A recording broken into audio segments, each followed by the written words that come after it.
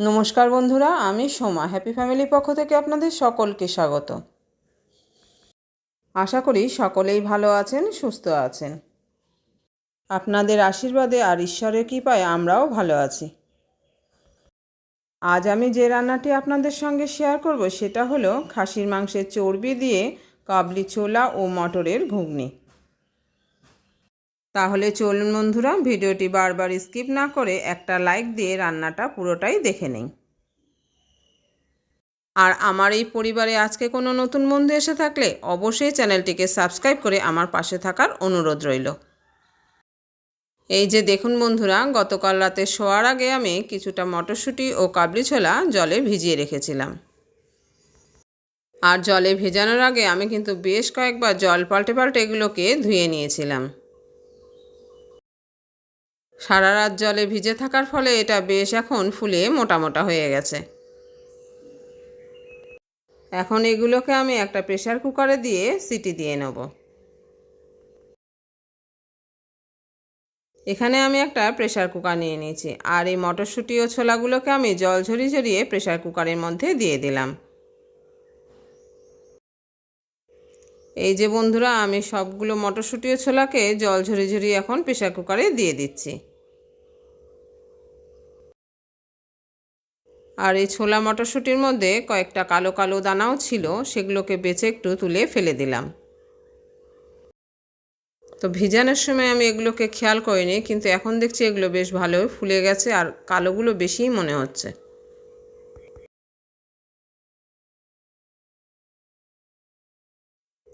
কিন্তু দেখুন বন্ধুরা, এগুলো কিন্তু খারাপ নয়। এটা আমি দেখলাম বেশ ভালোই রয়েছে, শুধু স্কিনটাই একটু কালো রঙের। এইরকম কালো একটা চেক করার পর আমি আর এগুলোকে বাছিনি, এইভাবেই তুলে দিলাম সব প্রেসার কুকারে। আর এর মধ্যে দিয়ে দিলাম পরিমাণ মতো জল। এবার জল দিয়ে দিলাম পরিমাণ মতো লবণ।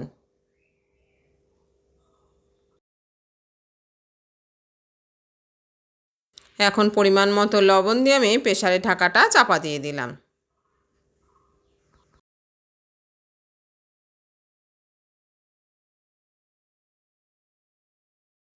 এবার প্রেসারটাকে বসিয়ে দিলাম ওভেনে।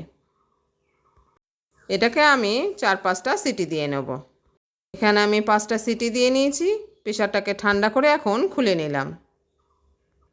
এই যে পুরোটা কিন্তু ঘেটে যায়নি, গোটাই রয়েছে, কিন্তু খুব ভালো সেদ্ধ হয়েছে। যতক্ষণে সিটি দিতে বসিয়েছিলাম ততক্ষণে আমি সবজিগুলোকে কেটে নিয়েছি। এখানে মাঝারি সাইজে 2টো আলু কুচি করে নিয়েছি একটা টমেটো, 2টো মাঝারি সাইজে পেঁয়াজ, কাঁচা লঙ্কা আর আদা রসুনটাকে এখন আমি পেস্ট করে নেব। এই যে আদা রসুনের পেস্টটা আমার রেডি হয়ে গেছে। এদিকে আমি গ্যাস ওভেনে একটা কড়াই বসিয়ে দিয়েছি আর কড়াইটাকে গরম করে নিয়ে দিয়ে দিলাম পরিমাণ মতো সরষের তেল।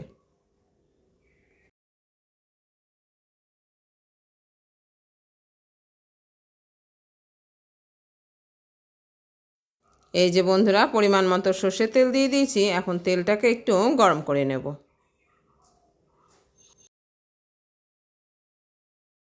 তেলটা এখন আমার গরম হয়ে গেছে। এখন এর মধ্যে দিয়ে দিলাম আমি 1/2 চামচ মতো গোটা সাদা জিরে আর 2টো চেরা শুকনো লঙ্কা। এখন এটাকেও একটু নেড়ে চেড়ে নিলাম, যতক্ষণ না শুকনো লঙ্কা ও জিরে থেকে সুগন্ধ বেরোচ্ছে আর এটার কালারটা চেঞ্জ হচ্ছে। এবার দিয়ে দিলাম ছোট ছোট টুকরো করে কেটে ও ধুয়ে রাখা আলুগুলোকে। আলুগুলো দিয়ে এবার দিয়ে দিলাম আমি পরিমাণ মতো লবণ। এখন এই আলুগুলোকে আমি হালকা করে ভেজে নেব, তাই একটু নেড়ে চেড়ে নিয়ে এখন আমি এর একটা ঢাকা চাপা দিয়ে দেব। এই যে বন্ধুরা, একটা ঢাকা চাপা দিয়ে দিলাম যাতে আলুগুলো খুব তাড়াতাড়ি সেদ্ধ হয়ে যায়। 1.5 থেকে 2 মিনিট পরে আমি ঢাকাটা খুলে নিলাম। এইভাবে 2-3 বার ঢাকা চাপা দিয়ে আমি আলুগুলোকে ভেজে নিয়েছিলাম। এখন আলুগুলো হালকা ভাজা হয়ে গেছে। এখন আমি এর মধ্যে দিয়ে দেবো কুচিয়ে রাখা পেঁয়াজগুলোকে। এই যে বন্ধুরা, কুচিয়ে রাখা পেঁয়াজগুলোকে আমি এর মধ্যে দিয়ে দিলাম। আমি কিন্তু সব পেঁয়াজের কুচি এর মধ্যে দিইনি, সামান্য কিছু রেখে দিয়েছিলাম এটাকে কাঁচা উপরে ছড়িয়ে খাওয়ার জন্য। আর আমি কিন্তু লঙ্কার কুচিগুলোও দেইনি। এখন আলুর সঙ্গে আমি পেঁয়াজটাও একটু লাল করে ভেজে নেব। পেঁয়াজটাও 1.5-2 মিনিট ভাজার পর এটার কালারটাও চেঞ্জ হয়ে গেছে। ঠিক এই সময় আমি দিয়ে দিলাম আদা ও রসুনের পেস্টটিকে।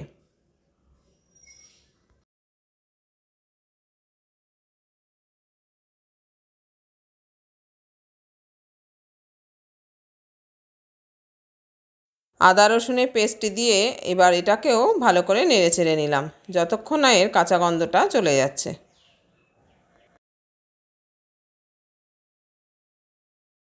বেশ কিছুক্ষণ এইভাবে নাড়াচাড়ার পর যখন আদা পেঁয়াজ রসুনের গন্ধটা চলে যাবে তখন আমি দিয়ে দিলাম কেটে রাখা টমেটোটাকে। এই যে টমেটো কুচি এখন আমি এর মধ্যে দিয়ে দিলাম। এবার এটাকেও ভালো করে একসাথে নেড়েচেড়ে নিলাম। আর এই কাজগুলো কিন্তু বন্ধুরা খুব একটা তাড়াহুড়ো করলে হবে না, একটু সময় নিয়ে ধৈর্য সহকারেই করতে হবে, তবেই না এটা টেস্টি হবে।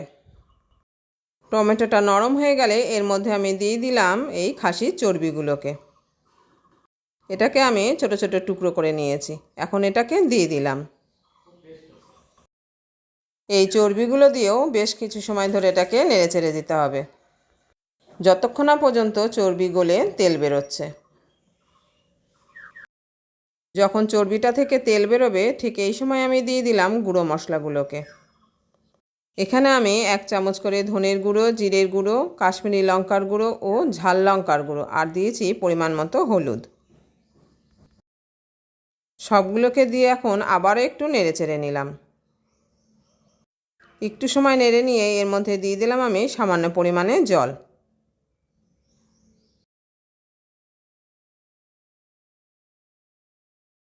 এই যে বন্ধুরা এখানে 1 কাপ মতো জল আমি দিয়ে দিলাম। এখন সবগুলোকে খুব ভালোভাবে কষিয়ে নিতে হবে।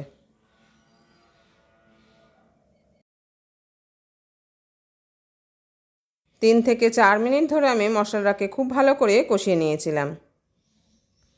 মশলাটা এখন আমার খুব ভালো কষানো হয়ে গেছে। এখন আমি দিয়ে দেবো সেদ্ধ করে রাখা ছোলা ও মটরকে।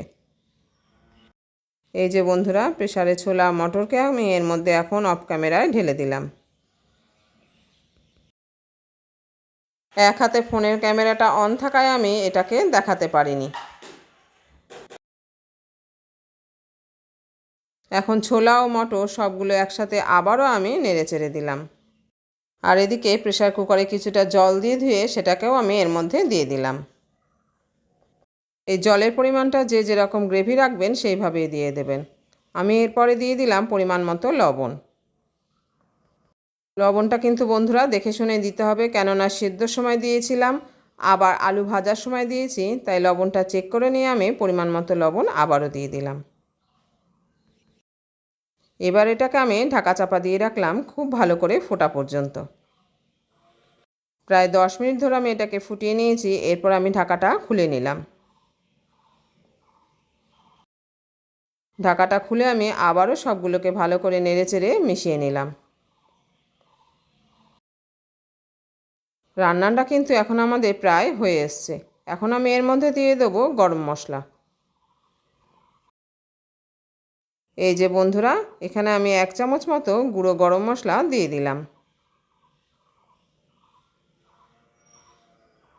গরম মশলা দিয়ে আবার একটু নেড়েচেড়ে নিলাম। যে কোনো তরকারিতে গরম মশলা দেওয়ার পর গ্যাস ওভেন অফ করে দিয়ে 2 মিনিট ঢাকা চাপা দিয়ে রাখলে এটা খুব ভালো টেস্টি হয়। কিন্তু আজকে সেটা আমার সম্ভব হলো না, কারণ ছোট ছেলেটি আমার বাটি নিয়ে পিছনে দাঁড়িয়ে আছে। তাই গ্যাস ওভেনটাকে অফ করে দিয়ে আমি আগে ওকে তুলে দিলাম। তাহলে বন্ধুরা আজকে খাসি চর্বি দিয়ে ঘুগনি রেসিপি কীরকম লাগলো জানাতে কিন্তু ভুলবেন না। ভালো লেগে থাকলে লাইক শেয়ার ও কমেন্ট করবেন, আর নতুন বন্ধু এসে থাকলে চ্যানেলটিকে সাবস্ক্রাইব করে অবশ্যই আমার পাশে থাকবেন।